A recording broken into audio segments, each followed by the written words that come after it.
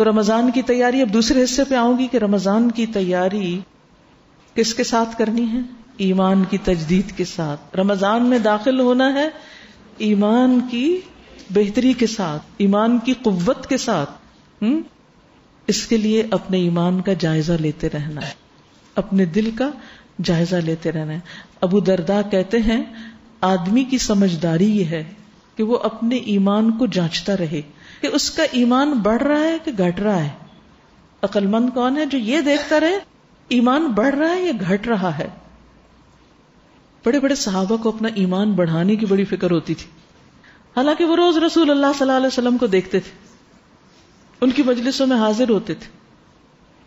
حضرت معاذ رضی اللہ عنہ نے ایک مرتبہ ایک صحابی سے کہا ہمارے پاس بیٹھو کہ ہم ایک گھڑی ایمان لا سکیں. تو انہوں نے کہا کہ ہمارا تو پہلے ہی ایمان ہے، یعنی ہمارے اندر تو ایمان موجود ہے، تو اور ایمان کیسے؟ تو بتایا گیا کہ اس کا مطلب یہ تھا کہ آؤ اکٹھے بیٹھ کر اللہ کی باتیں کریں، کیونکہ جب ایک مجلس میں اللہ کا ذکر ہوتا ہے، دو لوگ اکٹھے بیٹھ کر اللہ کا ذکر کرتے ہیں، اللہ کی بات کرتے ہیں، اللہ کو یاد کرتے ہیں، اس سے ایمان بڑھتا ہے. اسی طرح ابن مسعود کہا کرتے تھے آؤ ہمارے پاس بیٹھو ہم اپنا ایمان بڑھا لیں. اور اپنی دعا میں کہا کرتے تھے، بہت خوبصورت دعا ہے، اللہم زدنی ایمانا و یقینا و فقہا. 3 چیزیں، اللہم زدنی ایمانا و یقینا و فقہا، اے اللہ مجھے ایمان، یقین اور علم میں زیادہ کر دے. پھر صحابہ کو ایمان کی کمی کا بہت خوف لاحق رہتا تھا. اچھا ہم سب اپنے ایمان سے بڑے مطمئن رہتے ہیں، صحابہ کو اس کی بہت فکر رہتی تھی. ابن ابی ملیکہ کہتے ہیں میں نبی صلی اللہ علیہ وسلم کے 30 صحابہ سے ملا، ان میں سے ہر ایک کو اپنے اوپر نفاق کا ڈر لگا ہوا تھا. 30 صحابہ سے ملا، ہر ایک کو ڈر تھا کہیں میں منافق تو نہیں ہو گیا. ان میں سے کوئی یہ نہیں کہتا تھا کہ میرا ایمان جبریل اور میکائیل کے ایمان کی طرح ہے. ہر ایک کو فکر ہوتی تھی کہ میرا ایمان کا کیا حال ہے. ہم سب کو بھی فکر کرنی ہے کہ میرے ایمان کا کیا حال ہے. اگر نیکی کے کام کو دل نہیں کر رہا نا، سستی چھا رہی ہے، تو اس کا مطلب ہے کچھ کمی ہو گئی ہے، کوئی ڈیفیشنسی ہے، فکر کی ضرورت ہے. پھر اسی طرح آپ کو وہ حضرت حنظلہ والی مثال تو سب نے سن رکھی ہے نا، کہ ایک دن گھبرا کے وہ نکلے اور کہنے لگے اے اللہ کے رسول صلی اللہ علیہ وسلم، حنظلہ تو منافق ہو گیا. آپ نے فرمایا کیا وجہ ہے؟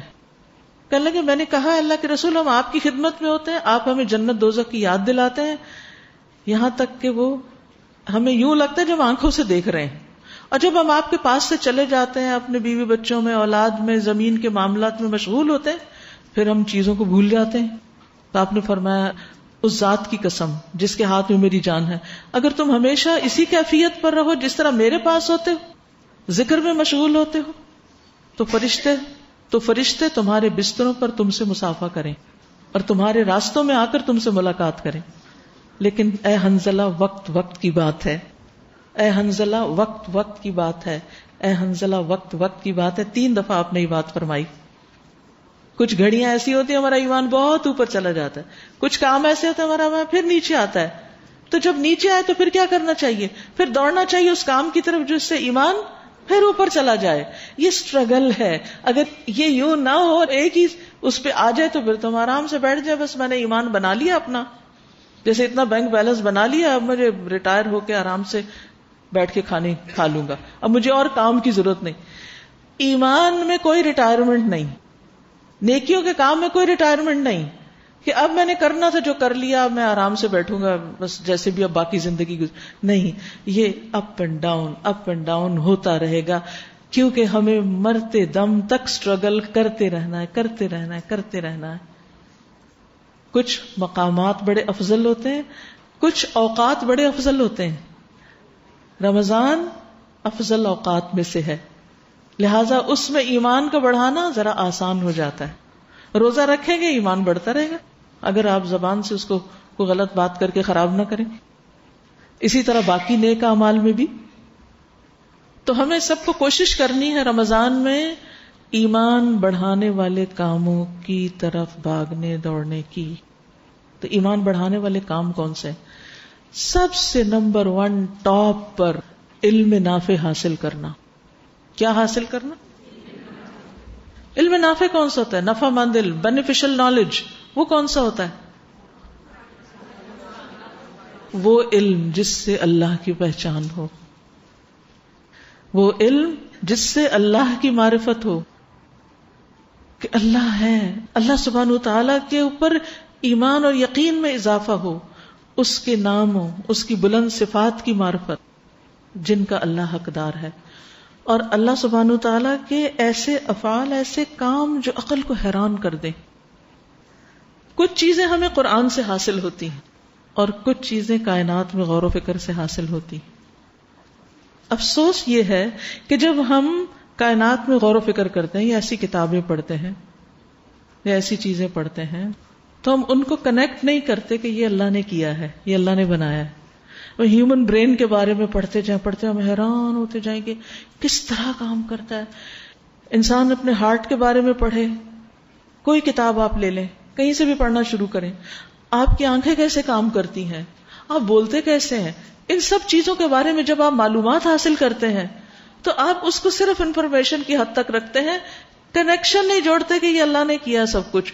دا مومنٹ آپ ستاروں پر غور و فکر کر کے، آپ ناسا کی لیٹسٹ پکچرز دیکھ کر جب آپ حیران ہوتے ہیں تو فوراً اگر اللہ کو یاد کریں گے نا کہ یہ میرے رب کا کمال ہے، یہ میرے رب نے بنایا ہے، وہ کتنا بڑا ہے.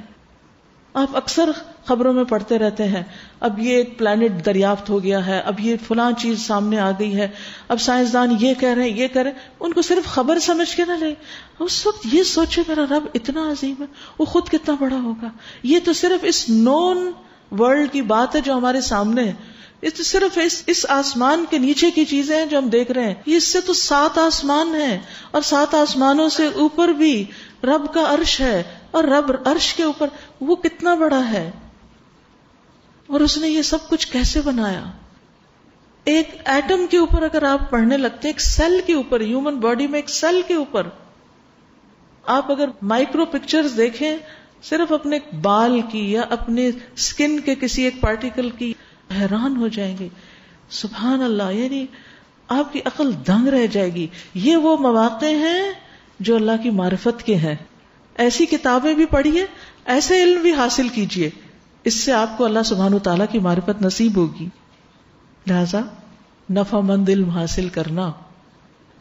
آپ اپنے بچوں کو خود پڑھائیں، آپ ان کی کتابیں پڑھیں، آپ سائنس کی کتابیں پڑھیں، آپ تاریخ کی کتابیں پڑھیں، آپ مختلف علوم پڑھیں، لیکن ایک کام کریں، ان سب کو کنیکٹ کر لیں کہ یہ سب اللہ کا کیا ہوا ہے. ایک طرف جب آپ قرآن پڑھتے ہیں، دوسری طرف جب آپ دنیا کے علوم پڑھتے ہیں، تو یہ دونوں چیزوں کا جب کمبینیشن ہوتا ہے تو انسان جس گہرائی کے ساتھ غور و فکر کرتا ہے اور جس گہرائی کے ساتھ چیزوں کو سمجھتا ہے اور جس طرح اللہ کی معرفت ہوتی اور جس طرح ایمان بڑھتا ہے کہ خود بخود آنسو بہنے لگتے ہیں، اور جس طرح پھر اللہ کی تعریف زبان پہ آتی ہے وہ اس کے بغیر نہیں آتی. تو ایمان بڑھانے کا بہترین طریقہ کیا ہے؟ علم نافع حاصل کرنا، فائدہ مند علم، چاہے وہ دین کا ہو یا دنیا کا ہو. دوسری چیز، دوسرا طریقہ وہ ہے ان کاموں کا علم جو اللہ کو خوش کر دیتے ہیں، جو اللہ کو راضی کرنے والے. ان اعمال کے بارے میں جانیے، وہ کون سی چیزیں ہیں، وہ کون سا ذکر ہے، وہ کون سا فعل ہے، وہ کون سا کام ہے جس کو کرنے سے میرا رب خوش ہوتا ہے.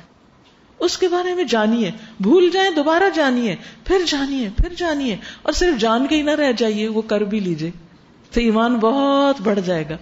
مثلا مسکرانا صدقہ ہے. جب ہم کسی مومن کو مسکرا کے دیکھتے ہیں وہ خوش ہوتا ہے کہ نہیں؟ جب کسی انسان کو مسکرا کے دیکھتے خوش ہوتا ہے کہ نہیں؟ تو کیا اللہ خوش نہیں ہوگا کہ میرا یہ بندہ بندوں کو مسکرا کے دیکھ رہا ہے؟ کیا وہ نہیں خوش ہوگا؟ وہ ضرور خوش ہوگا.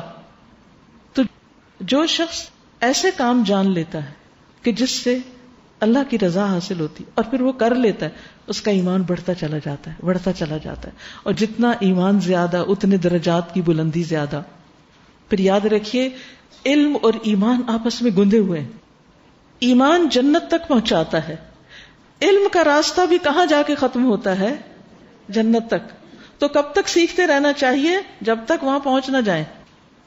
اس کو روکے نہیں، علم نافع کو روکے نہیں، سیکھتے چلے جائیں، ساری زندگی سیکھتے چلے جائیں.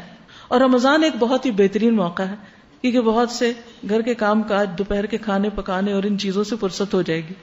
وہ اتنا وقت جو آپ 2-2.5 گھنٹے لگاتے تھے نا وہ کچن میں، وہ 2-2.5 گھنٹے علم کی کلاس میں لگا لیں اور اپنے ایمان میں اضافہ کر لیں. کیونکہ علم ہی سے انسان کے اندر اللہ کی محبت آتی ہے، اللہ کی خشیت آتی ہے، اور قرآن کا علم حاصل کرنے سے ایمان بڑھتا ہے.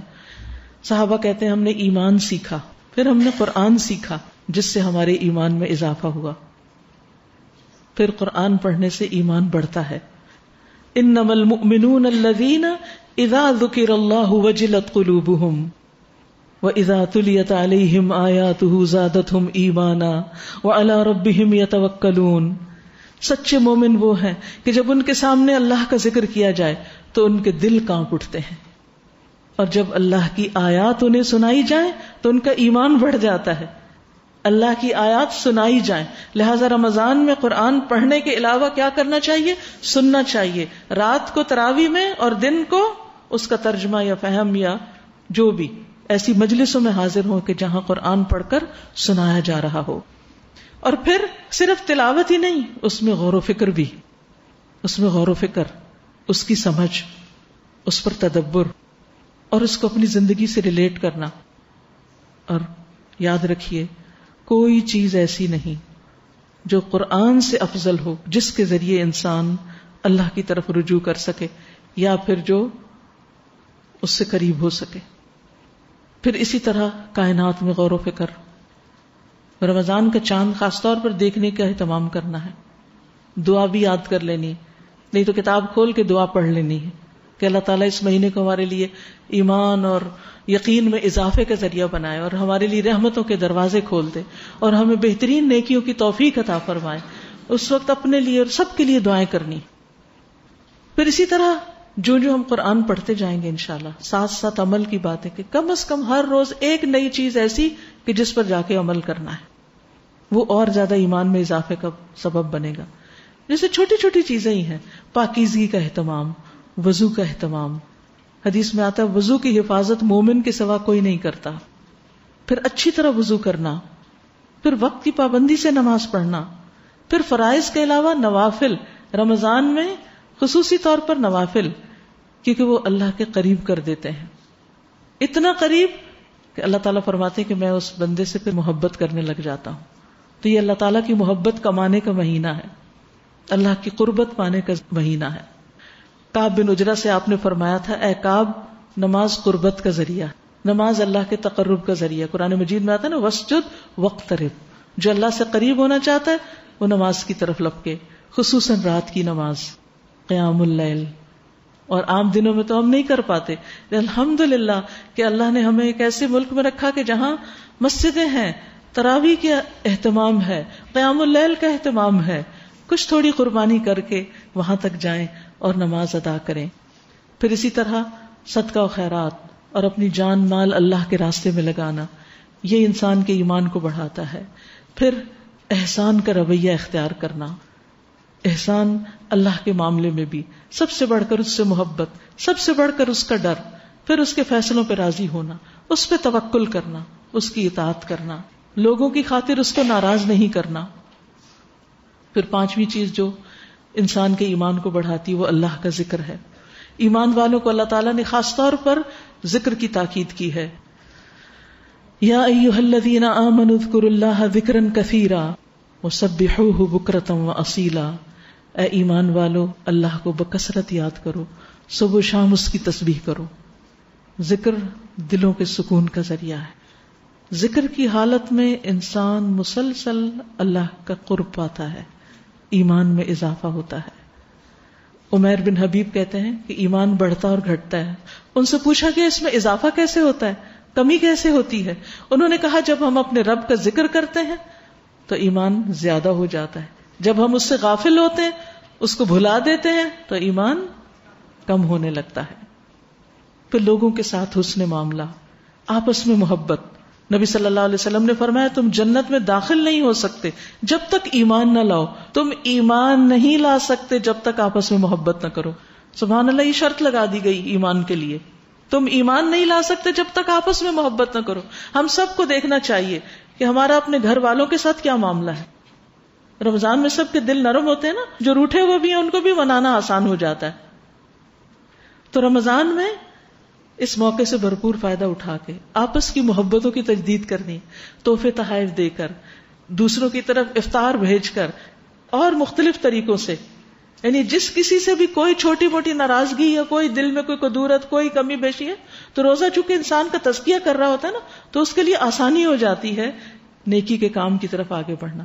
کیونکہ آپ دیکھیے نبی صلی اللہ علیہ وسلم نے بہت کڑی شرط لگا دی ہے، تم ایمان نہیں لا سکتے جب تک آپس میں محبت نہ کرو.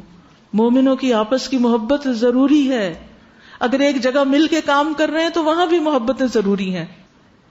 فرمایا میں تمہیں ایسی بات نہ بتا دوں جب اس پر عمل کرو گے تو تمہارے درمیان محبت پیدا ہو جائے گی، اور وہ ہے آپس میں سلام کرو، سلام کی کثرت.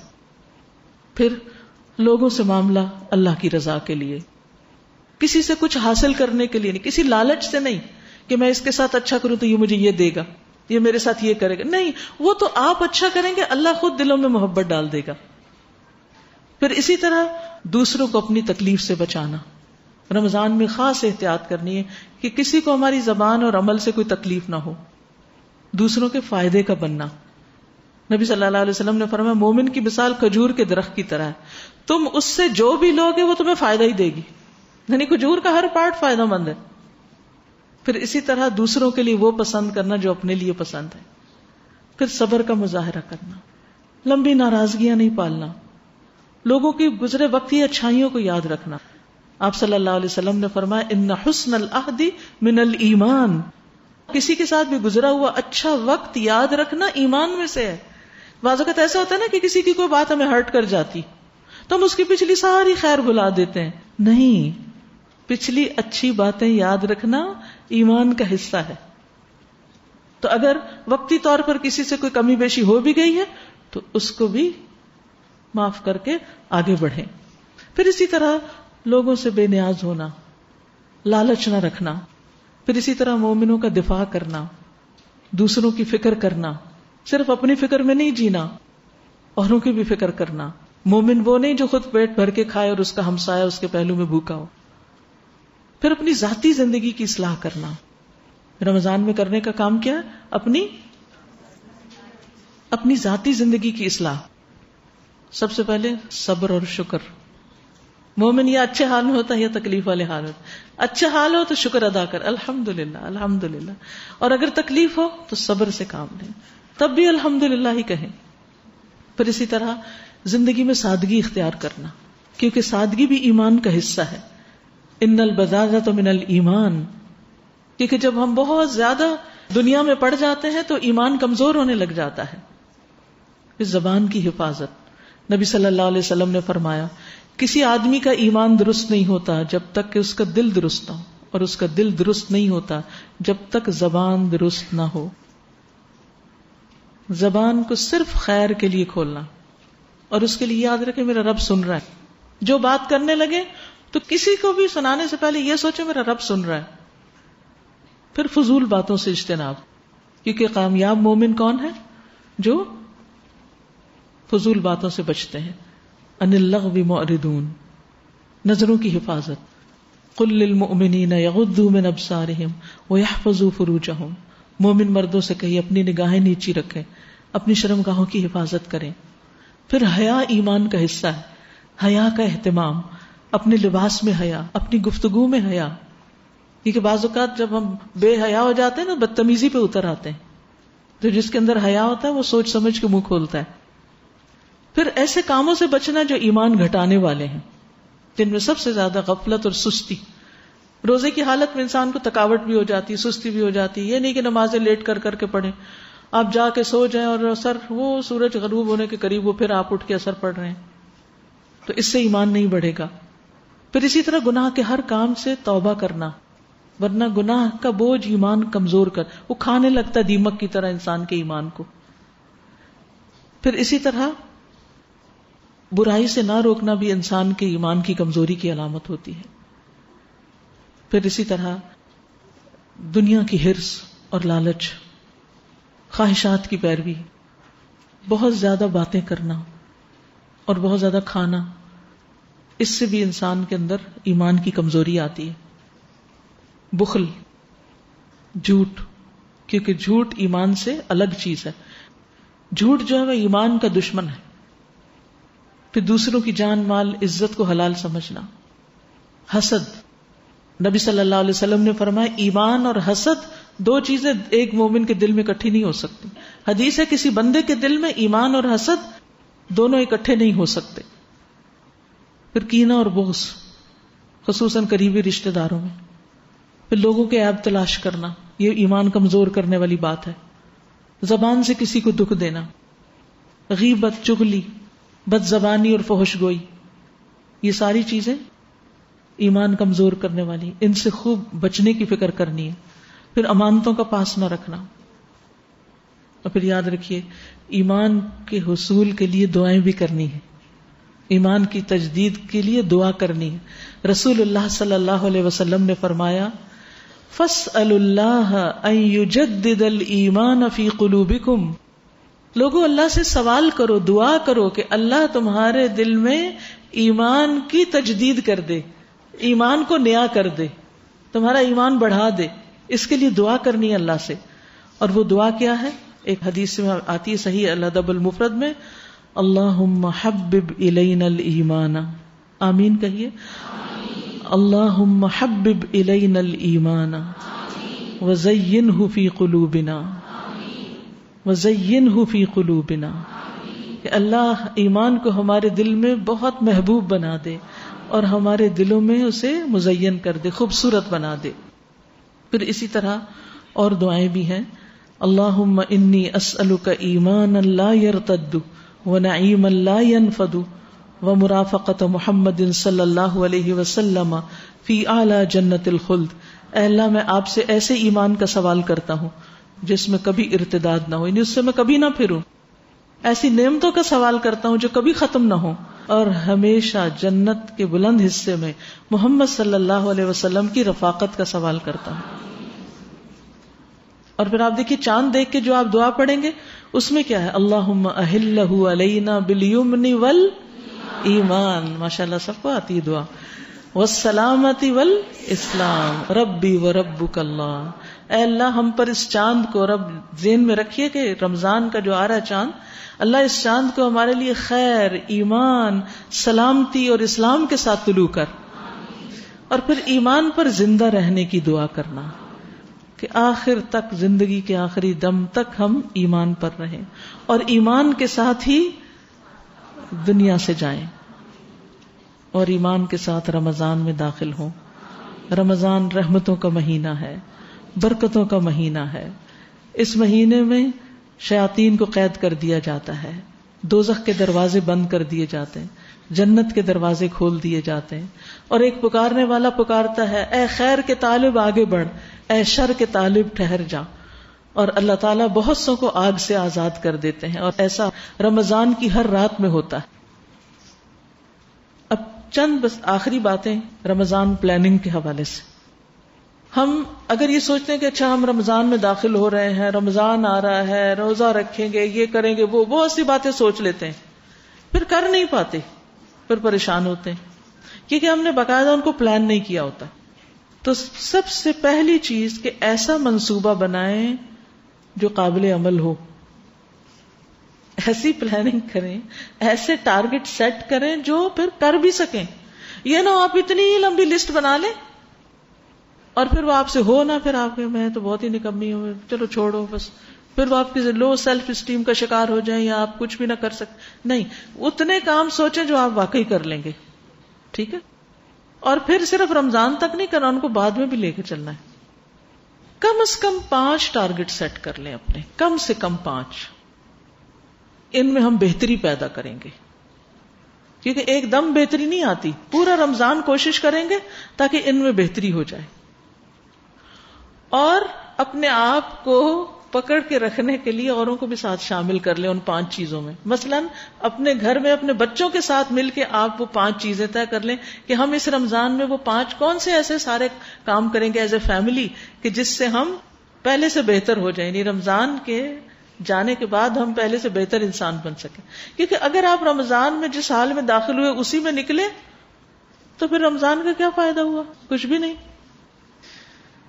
تو آپ اپنے یا تو فیملی کو یا فرینڈز کا سرکل یا کسی نہ کسی کو اپنے ساتھ ملا لیں کہ جن کے ساتھ مل کے آپ یہ کام کر سکیں, اس میں آسانی ہوگی. پھر اسی طرح آپ یہ باتیں صرف دماغ میں سوچنے کی بجائے ان کو لکھیں. کیا کریں گے آپ؟ لکھیں گے. مثلاً آج آپ موقع ہو یا کل سنڈے ہے, چھٹی کا دن ہوگا, آپ بیٹھے اپنے بچوں کو ساتھ لے کے یا اپنے دوستوں کو یا اپنے سرکل کو جن کے بھی ساتھ ہیں, اور آپ ان سب سے کہیں اچھا چلے ہم مل کے طے کرتے ہیں کہ ہم 5 کون سے کام ایسے کریں گے جن کو ہم اپنے اندر ایکسیلنس کا لیول لائیں گے, پہلے سے بہتر کریں گے. سب کے ساتھ برین سٹارم کریں. صرف اپنے ہی لکھ کے بتا نہ دیں اچھا میں نے یہ کیا تم بھی یہ کر لو, نہیں, ان کو بھی ساتھ ملا کے مشورہ کر کے کریں. پھر نیکی کے ارادے پر بھی اجر ہے, لہذا زیادہ سے زیادہ نیکی کرنے کی ہرس ضرور رکھیں. اب یہ میرے 5 کہنے کا مطلب یہ نہیں کہ آپ کہیں کہ باقی تم نے کرنا ہی کچھ نہیں. دل میں ضرور رکھیں کہ میرا دل چاہتا میں یہ بھی کروں, یہ بھی کروں, یہ بھی کروں, جتنی چاہے لمبی لسٹ بنا لیں, لیکن اس میں سے کچھ جو آپ بس یہ تو کرنا ہی کرنا, ہر حال میں کرنا ہے. اور اگر باقیوں کی بھی توفیق ہو جائے تو بہت ہی اچھا, اور بھی بڑھاتے جائیں پھر اپنی کیپیسٹی کے مطابق. پھر اسی طرح سونے اور جاگنے کے اوقات مقرر کریں اگر آپ واقعی کچھ کرنا چاہتے ہیں. کیونکہ اگر آپ لیٹ سوئیں گے تو کیا ہوگا, سحری کھائے بغیر پھر روزہ رکھنا پڑے گا. اوہو آج تمہاری آنکھ ہی نہیں کھلی, اب کیا کریں, روزہ رکھیں کہ نہ رکھیں؟ نہیں, ایک وقت مقرر کریں, سب گھر والے اس وقت سو جائیں. تراویح پڑھ کر آئے ہیں, اب اس کے بعد یہ نہیں, کیونکہ ہوتا پتہ کیا ہے, تراویح میں ہم اتنی ایکسرسائز کر لیتے ہیں نا کہ جب ہم وہ فارغ ہوتے ہیں نا اس سے تو بالکل فریش ہوتے ہیں, اب بالکل سونے کو دل نہیں چاہتا, اور ایمان بھی بڑھ چکا تھا تو یہ لگتا ہے بس کچھ پتہ نہیں کہاں سے اڑ چلے. تو وہ نیند لانا بڑا مشکل کام ہوتا ہے. لیکن کچھ بک ریڈنگ کریں, قرآن کی ریڈنگ شروع کر دیں, کچھ بھی, تاکہ آپ فوراً سو جائیں.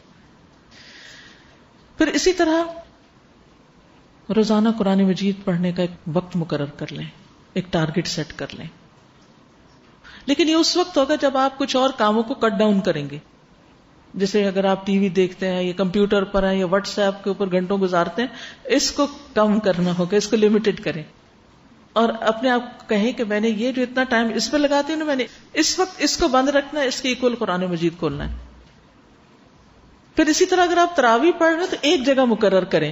یہ نہیں کہ روز کے اچھا آج یہاں دیکھتے ہیں بھلا کیا ہوتا ہے, اور آج وہاں دیکھتے ہیں اور آج وہاں, اور کچھ پتہ نہیں کل کیا پڑھا اور آج کیا پڑھا. نہیں, پہلے سے ہی ایک جگہ مقرر کر لیں.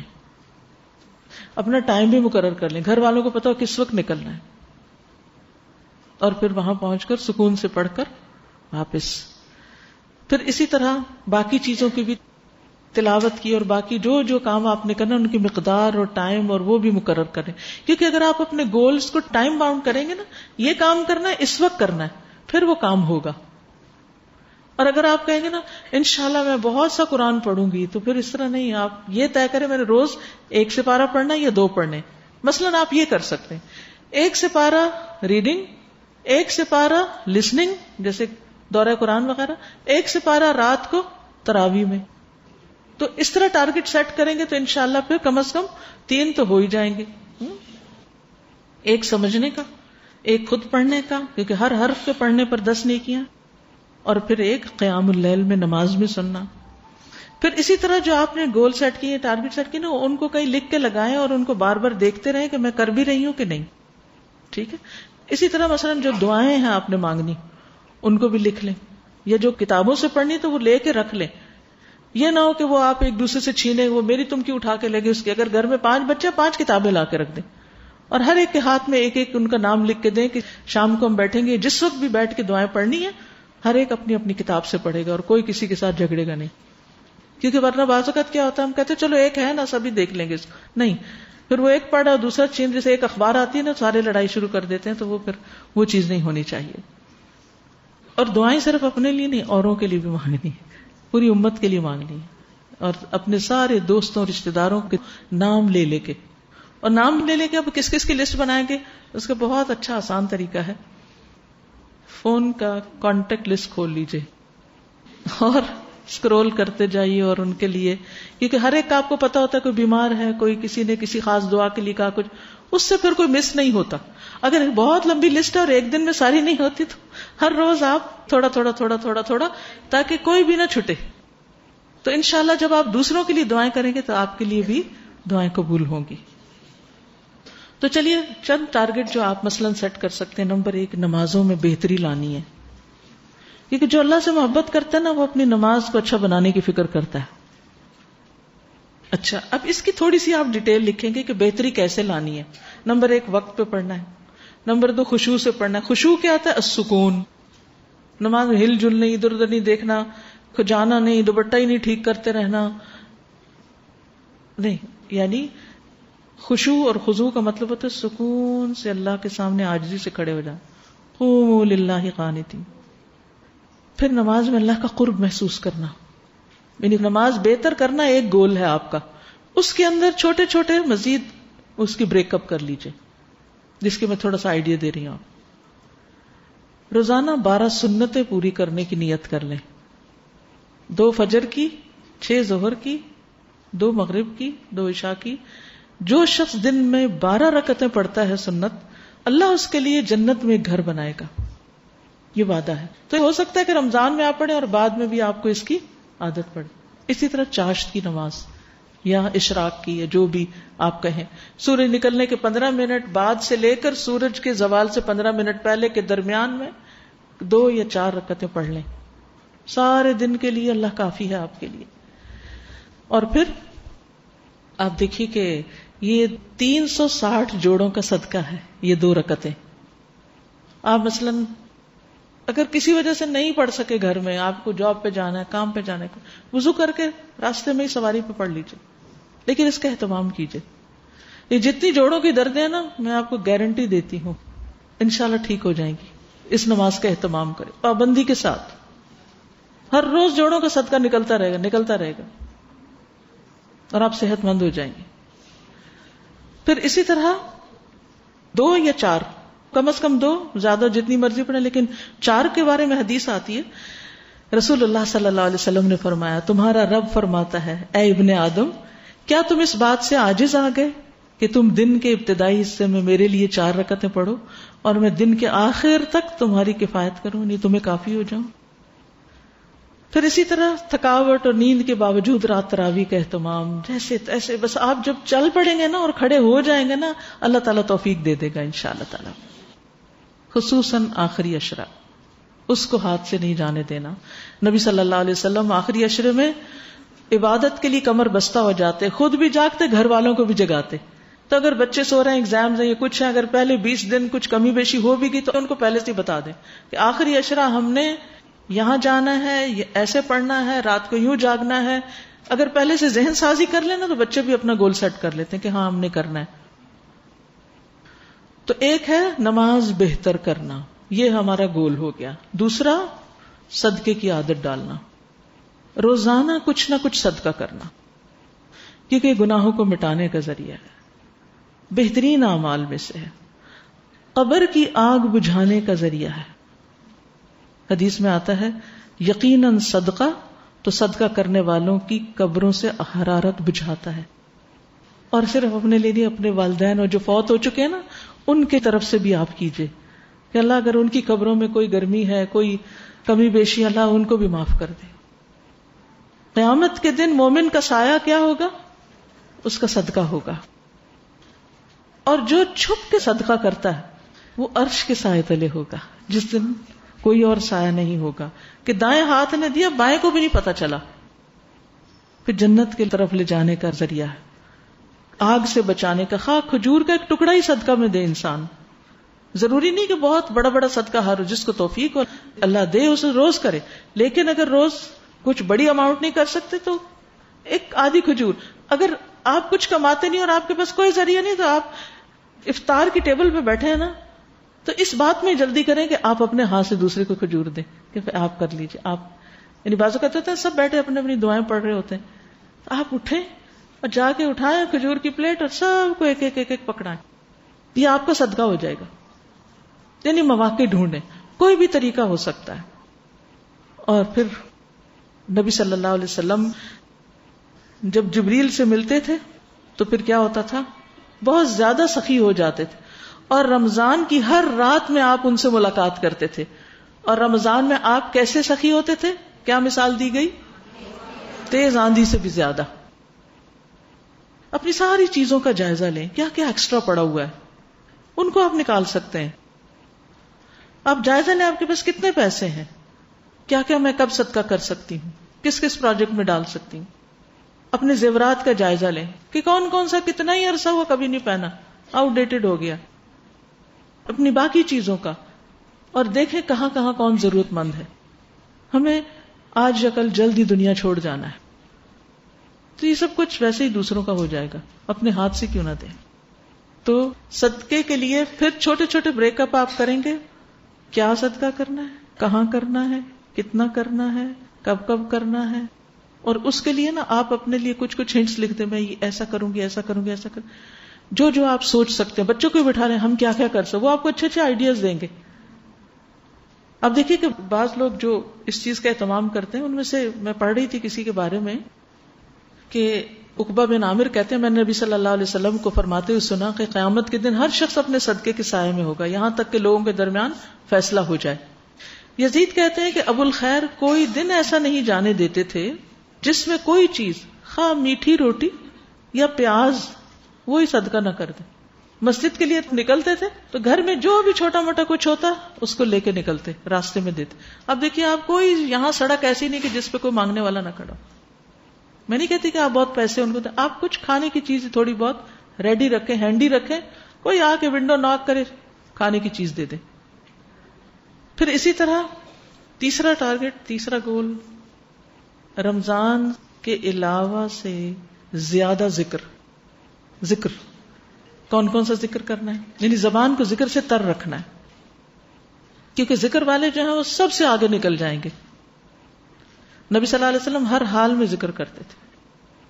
ٹھیک ہے، تسبیحات، تسبیح کرنی ہے، دروشی پڑھنا ہے، استغفار کرنا ہے، آیت کریمہ پڑھنا ہے، لا الہ الا اللہ وحدہ کی تسبیح کرنی ہے، یا حیو یا قیوم پڑھنا ہے، یا ذل جلال والاکرام پڑھنا ہے، اللہ کے ناموں سے اس کو پکارنا ہے. گول سیٹ کر لیں اور پھر وہ چیزیں لکھ کے لگا لیں کون کون سا ذکر کرنا ہے. وہ ذکر الہی کا ایک کارڈ بھی ہے، اس میں بھی کچھ اذکار لکھے ہوئے. الحمدللہ کا ایک کارڈ ہے، استغفر اللہ کا ہے. تو آپ کیا کریں، مثلا اگر آپ سحری کر رہے ہیں اور اس وقت بولنے کو کسی سے دل نہیں چاہ رہا تو آپ ایک ہاتھ میں کارڈ پکڑ لیں، آپ بے شک اپنا منہ میں لقمہ ڈالیں اور دیکھتے رہیں اور اس کو پڑھتے رہیں، کیونکہ بعض اوقات ملٹی ٹاسکنگ بھی کرنی پڑتی ہے، ہر چیز کے لیے الگ وقت نہیں ہوتا. لیکن اگر آپ نے کھانے کے ٹیبل پر وہ کارڈز لگا کے رکھے ہوئے ہیں نا تو بیٹھتے ہی آپ وہاں سے اٹھا لیں گے. تو ان چیزوں کو سیٹ کر کے رکھیں گھر میں، کسی کونے میں کوئی چیز رکھیں، کہیں کچھ رکھیں، کہیں کچھ رکھیں، تاکہ جہاں آپ بیٹھیں وہیں آپ ذکر شروع کر سکیں. مسنون دعاؤں کی کتابیں رکھیں تاکہ تھوڑے سے وقت میں 2 4 دعائیں بھی پڑھتے رہیں. چوتھا گول آپ کا کیا ہو، قرآن سے تعلق میں اضافہ. اس سے پہلے بھی میں نے ذکر کیا، تلاوت ہو، سننا ہو، سب کچھ، لیکن کچھ حصہ حفظ بھی، یعنی کچھ صورتیں یاد کر لیں یا کچھ آیات یاد کر لیں. پانچویں چیز، زبان کی حفاظت، کیونکہ روزے کو خراب کرنے والی چیز زبان کی بے احتیاطی ہے. حدیث میں آتا ہے اللہ اس بندے پر رحم کرے جس نے کوئی بات کی تو فائدہ مند بات کی، خاموش رہا تو سلامت رہا. اور لغو باتوں سے بھی بچنا ہے، بے فائدہ بیکار کی باتیں، بے جا تبصرے، لوگوں کے حال، کوئی بےہودہ بات. کیونکہ جو روزہ رکھے اور اپنی زبان کی حفاظت کرے تو اسی کا روزہ سلامت. دیکھیے حدیث میں آتا ہے کہ روزہ ڈھال ہے. ڈھال کیا ہوتا ہے؟ دشمن کے وار سے بچاتی. روزہ شفاعت کرے گا، قیامت کے دن سفارش کرے گا. لیکن اگر ہمارا روزہ کہیں سے کٹا ہے، کہیں سے پھٹا ہے، کہیں سے وہ پتلا ہے، وہ کیا شفاعت کرے گا؟ وہ ایک مسکین سا وہ کوئی چیز کھڑی ہے، وہ کیا شفاعت کرے گی آپ کے لیے؟ تو سلامت روزہ رکھنا ہے. اور سلامت روزے میں صرف نیکیاں نہیں کرتے بلکہ برائیوں سے بھی بچتے ہیں. تو مخلوق کو تکلیف نہیں دینی بلکہ ان کی مدد کرنی ہے، ان کی خدمت کرنی ہے. بہترین بندے لوگوں کی خدمت کرنے والے ہوتے ہیں، دوسروں کو کھانا کھلانے والے، دوسروں کو فائدہ پہنچانے والے، دوسروں کی ضروریات پوری کرنے والے. اور اس میں افطاری کرانے سے لے کر اور باقی ساری چیزوں سے. اس کو بھی آپ لکھ لیجیے کہ میں کس طرح کس کو فائدہ پہنچا سکتی ہوں. یعنی اپنا ایک گول آپ سیٹ کریں نا, میں نے دوسروں کو فائدہ پہنچا. صدقے کے نیچے یہ گول بھی لکھ لیں تاکہ 5 سے زیادہ چیزیں نہ ہوں. کس طرح میں دوسروں کو فائدہ پہنچا سکتی, کیونکہ کچھ صدقہ تو مال سے ہوتا ہے, کوئی کھانے سے ہوتا ہے, اور کچھ جسم کی خدمت سے بھی ہوتا ہے. اب آپ کھانا پکا رہے ہیں, سارے تو سو رہے ہیں اور آپ سحری پکا رہے ہیں اور ساتھ رو رہے ہیں. نہیں, خوش ہو کے پکائیں کہ مجھے اللہ نے دوسروں کو کھانا کھلانے والا بنا دیا ہے. ٹھیک ہے نا. پھر اسی طرح اور بھی مختلف طریقے سے سوچیں کہ کس کو کہاں فائدہ دے سکتی. یہ اپنا ایک ٹارگٹ رکھیں کہ میں نے دوسروں کو فائدہ دینا ہے, میں نے فائدہ دینا ہے, میں نے فائدہ دینا ہے. اور آپ یقین کیجئے کہ جب آپ یہ سوچنے لگ جائیں گے کہ میں نے فائدہ دینا ہے, سارے فائدے آپ ہی کی طرف لوٹ کر آئیں گے. ان احسنتم احسنتم لانفسکم وان اسأتم فلہا. انسان بظاہر دوسروں پر احسان کرتا ہے لیکن دراصل وہ اپنے ساتھ کر رہا ہوتا ہے. اللہ تعالیٰ ہمیں عمل کی توفیق دے. آپ سب کو دیکھ کے بے پناہ خوشی ہو رہی ہے. یعنی میرے پاس وہ الفاظ نہیں, زبان نہیں کہ میں اپنی خوشی کا اظہار کر سکوں اور اللہ کا شکر ادا کر سکوں. یہ اللہ ہی مجھے لے کر آیا ہے اور آپ لوگوں کی دعائیں ہیں. میری پلاننگ میں نہیں تھا, یہ تو اللہ ہی کی پلاننگ تھی.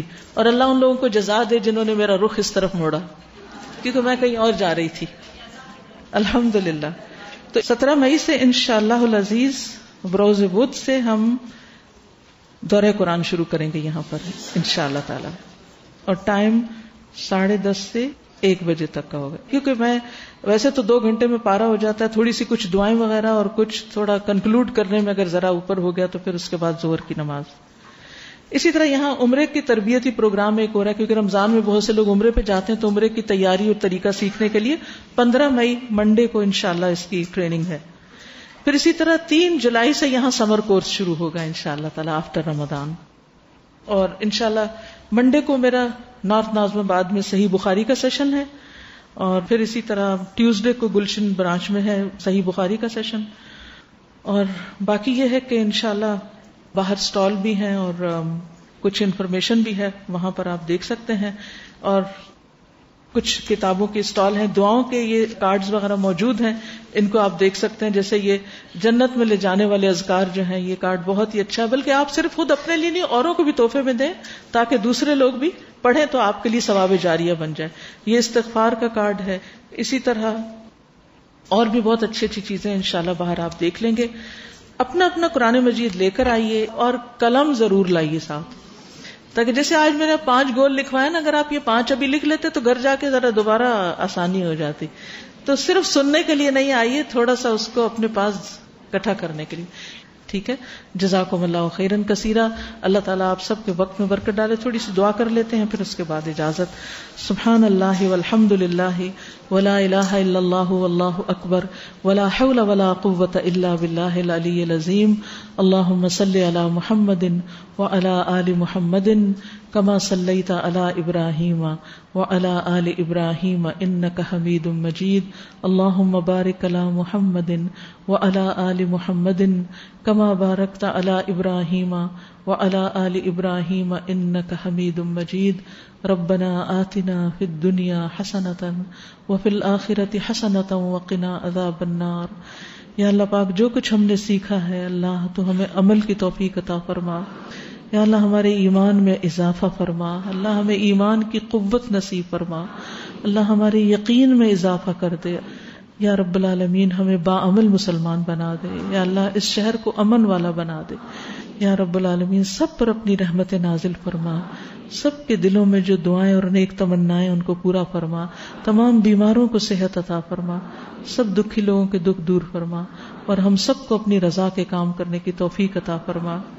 سبحان ربک رب العزت عما یصفون وسلام علی المرسلین والحمد للہ رب العالمین. سبحانک اللہم وبحمدک اشہد ان لا الہ الا انت استغفرک واتوب الیک. السلام علیکم ورحمۃ اللہ وبرکاتہ.